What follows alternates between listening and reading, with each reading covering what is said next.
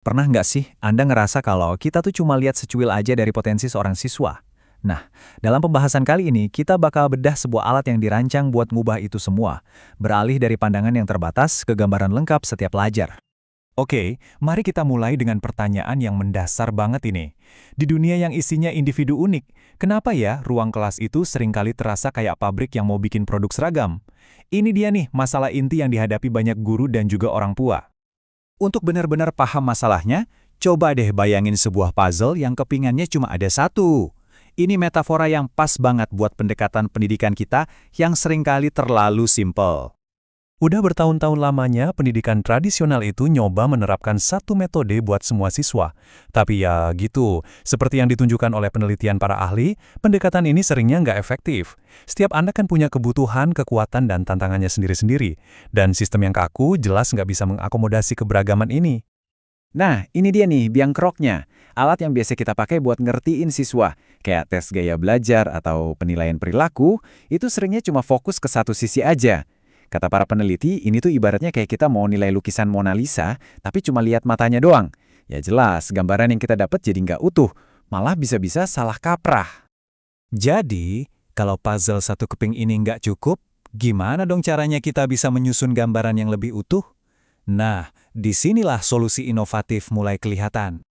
Kenalin Learners Plus Profiling Suite, atau kita sebut aja LPPS. Anggap aja ini bukan cuma satu alat, tapi satu set perkakas lengkap. Tujuannya adalah menggabungkan 4 sudut pandang berbeda tentang seorang siswa untuk menciptakan satu pemahaman yang utuh dan komprehensif. Terus, apa aja sih 4 sudut pandang ini? Yuk, kita bedah satu persatu komponen yang bikin LPPS ini jadi begitu powerful. Disinilah letak kekuatannya. LPPS punya 4 peta yang beda-beda, masing-masing ngasih perspektif unik. Ada action map yang basisnya dari teori Yang. Ini buat ngeliat gimana siswa berperilaku. Terus learn map, ini buat ngeliat gimana cara mereka suka belajar. Ada juga teach map, ini buat tahu gaya ngajar seperti apa yang paling nyambung buat mereka. Terakhir smarts map, ini dari teorinya Gardner buat lihat di mana letak kekuatan kecerdasan mereka. Masing-masing ini adalah kepingan puzzle yang super berharga. Tapi, keajaiban sebenarnya bukan cuma di masing-masing peta itu. Inovasi sesungguhnya adalah gimana keempat peta ini saling ngobrol satu sama lain. Konsep kuncinya itu namanya triangulasi data. Kedengarannya teknis banget ya, tapi sebenarnya simple kok. Gini deh, bayangin Anda nanya arah jalan ke satu orang. Bisa benar, bisa juga salah. Tapi kalau Anda nanya ke 3 orang yang berbeda dan semuanya nunjuk ke arah yang sama, Anda pasti jadi jauh lebih yakin kan? Nah, itulah yang dilakukan LPPS dengan data siswa. Kadang-kadang nih, semua data ini bakal nyambung dengan sempurna. Peta-peta yang berbeda nunjuk ke arah yang sama, ngasih kita apa yang disebut bukti konvergen. Ini ibaratnya kita dapat konfirmasi yang kuat banget tentang seorang siswa. Kita lihat contoh nyatanya ya. Misal, Learn Map nunjukin kalau seorang siswa itu tipe pelajar praktek.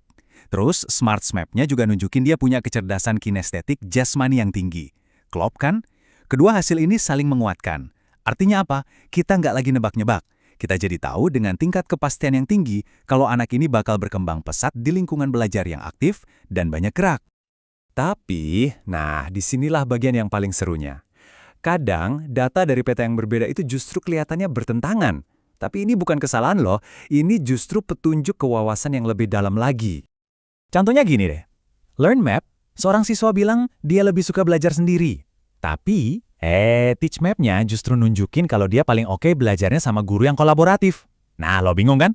Kalau kita cuma pakai satu alat aja, nuansa sepenting ini pasti kelewat. Si anak bakal langsung dicap mandiri, udah selesai. Padahal, LPPS ini ngebongkar kebenaran yang lebih kompleks. Anak ini butuh keseimbangan.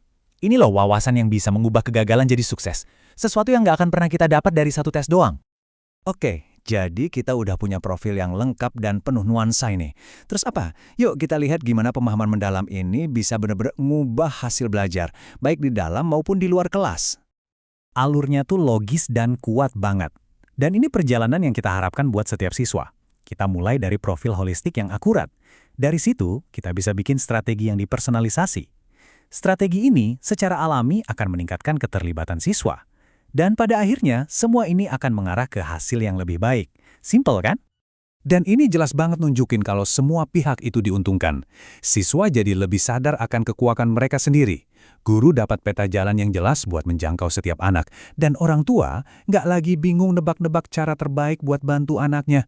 Intinya, ini menciptakan ekosistem dukungan yang cerdas dan solid di sekitar setiap pelajar. Kutipan dari penelitian ini benar-benar merangkum semuanya. Persetujuan orang tua itu kunci buat membuka potensi ini. Ini bukan soal ngetes anak, tapi soal memberdayakan mereka.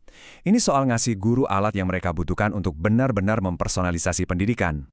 Tentu saja, alat sepowerful ini juga memaksa kita buat mikirin gambaran yang lebih besar, potensi yang luar biasa dan tentunya tanggung jawab yang menyertainya. Jadi, disinilah keseimbangan itu jadi penting banget. Di satu sisi, LPPS ini menjanjikan pendidikan yang personal dan inklusif, tapi di sisi lain, kita harus super hati-hati. Penelitian ini juga menekankan pentingnya privasi data, dan yang paling krusial, melatih para guru supaya pakai informasi ini untuk memberdayakan, bukan malah untuk nge-cap atau membatasi siswa. Dan kita akhiri dengan pertanyaan ini. Teknologi dan pemahaman untuk melihat setiap siswa secara utuh, itu sekarang udah ada di depan mata kita. Tantangannya bukan lagi apa kita bisa, tapi apa kita mau untuk menerapkannya secara luas dan bijaksana. Ini jadi bahan renungan buat kita semua, bukan cuma soal alat ini, tapi soal masa depan dari belajar itu sendiri.